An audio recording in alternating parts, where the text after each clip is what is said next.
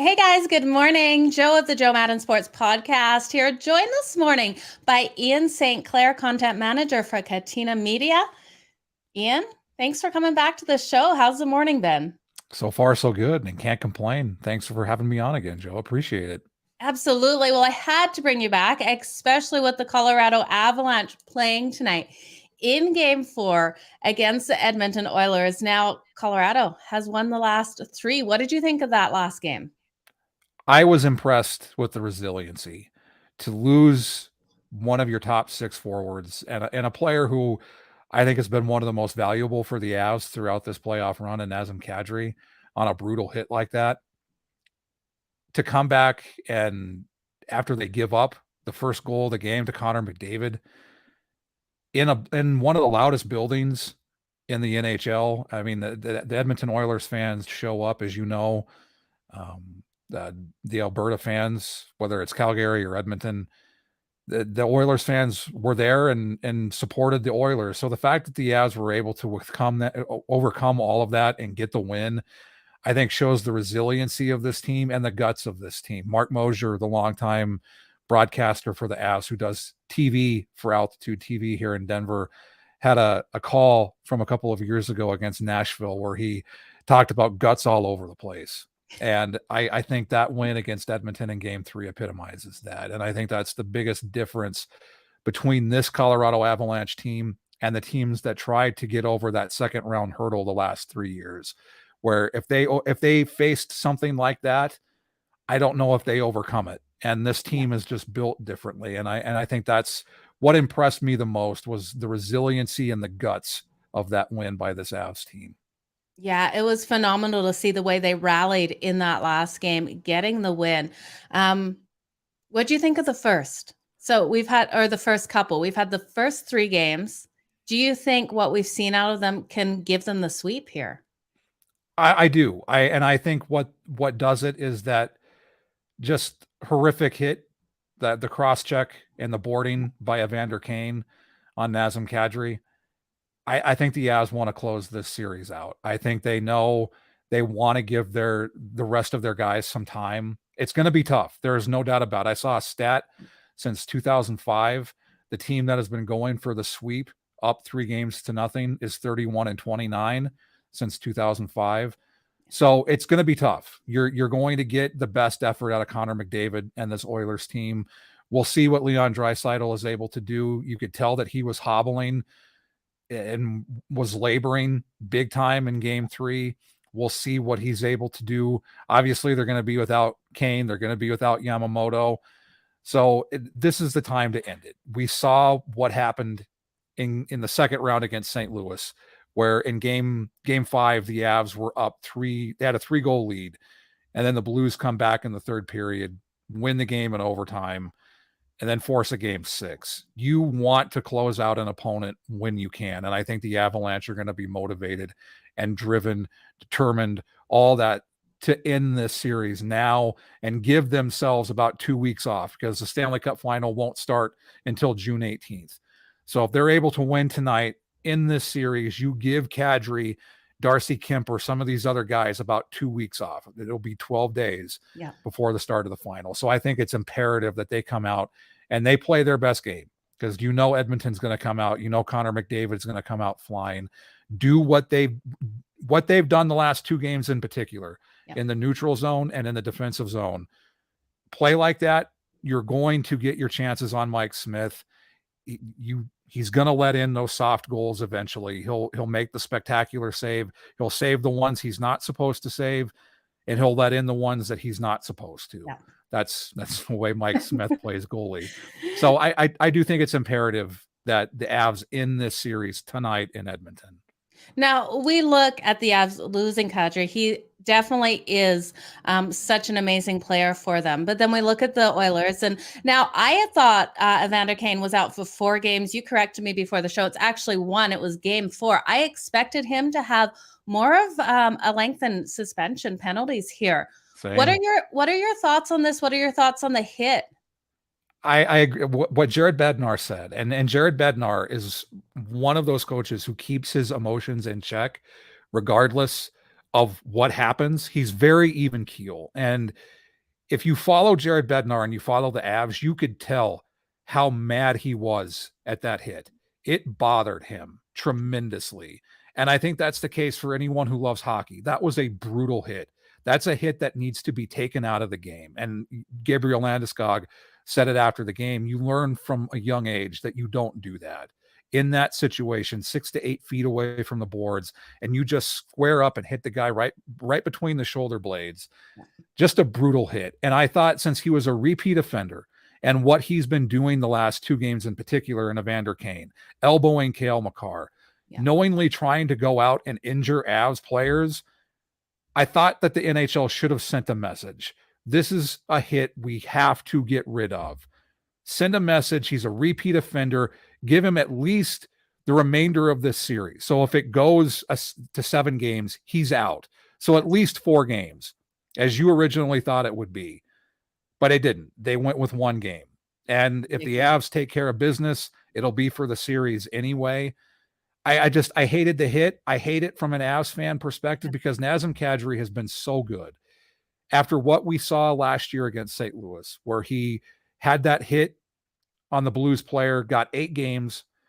I still feel like if Kadri isn't suspended, if he doesn't do that hit, if he's calm, cool, and collected as he has been this playoff run, the Avs don't lose to Vegas. That's how big Nazem Kadri is. I think they have the ability to overcome it tonight, in particular, to end the series against Edmonton. But it's going to be tough. It will be. If they advance to the Stanley Cup final, whether it's Tampa or whether it's New York, and Tampa in particular, because they could potentially get Braden Point back. And that's going to make the Lightning that much more difficult to beat. So I'm curious to see what happens with Kadri. I hated the hit. I hate it from an Avs fan perspective because he gives them the depth and he makes them that much harder to beat, especially with how well he's played. And it's not just from a scoring perspective. He's been a great two-way center. He's won faceoffs. He's been great in the defensive and neutral zone. So hopefully this isn't something that keeps him out from the Stanley Cup final if the Avs are able to advance. I hated the hit. I absolutely hated it. Yeah, it's kind of like the NHL really has to look at it. Well, when are they going to take this seriously? When someone is carted off the ice and not coming back to ever play hockey again. So I wish they had given him more time off. I completely agree with you on that point. Now, looking at tonight's game, do you think we have a higher scoring one if the Avs are getting the win, or do you think this is a stronger defensive one? I think it's going to be similar to what we saw in game 2 and game 3, where the Avs just completely shut down the neutral zone and the defensive zone. And to me, that's going to be the under. I think we saw a big bet from a DraftKings better. I think it was over 300,000 on the under. I don't think I would go that route, but I think it's going to be similar to how it's played out the last 2 games. I was at game 1. It was the most insane hockey game I have ever been to. And I've been going to playoff games for the Avs since they played at Nichols Sports Arena in the late 80s. Most insane game I've ever been to, but it's not going to be like that. I think the Avalanche are going to be committed defensively and in the neutral zone to do what they've done the last 2 games to completely try to shut down Connor McDavid. And you're not going to completely shut him down, but do what they've done the last 2 games and hit him, know where he is, limit the chances, get out of the zone. I think one thing that I would like to see the Avs better at is be better in the faceoff circle. Now, they've won the faceoffs in the key moments. They need to be more consistent. That's the one area that I would like them to improve upon. And then the power play. I told you before we started recording that they had a 5-minute major. They had a follow-up power play in the first period. Didn't come away with anything. They got shots. I think they had 9 shots on that 5-minute major on Evander Kane, but didn't get anything. Power play needs to be better. So we'll see. But I think you're going to see the under. I think you're going to see similar to game 2 and game 3. I like that. Now, Darcy Camper should be in net for them tonight. What are your thoughts between him and Francouz here? I think you run with Francouz. I think he's been the hot hand. He gets the shutout in game 3, filling in for or in game 2, he gets the shutout, goes on the road and wins game 2. He hasn't been spectacular. He hasn't made spectacular saves, although he did have a great glove save on Connor McDavid on their power play. in the third period. So I think you run with Pavel Francouz, but if Bednar goes with Darcy Kemper, I totally get it. If he's able to go, he's been the best goalie for the Avalanche. But I think, and others have said this, whether it was on TNT, their crew, or the NHL Network, the way the Avalanche play defensively in front of the goaltender allows them to not have to make the spectacular save. And I think that's the huge benefit for whoever is in the crease for the Avalanche tonight, whether it's Kemper or Francouz. Yeah, absolutely. Just limiting those abilities to get the shots on goal has been fantastic for the Avs. Love what I'm seeing out of them. Let's quickly touch on the Colorado Rockies. Now, we know they have been struggling. They lost all 4 games against the Atlanta Braves. Travel day today, going up to face the Giants tomorrow. Any thoughts on your Colorado Rockies for this season? We usually get this point in June where they get the June swoon and they fall off.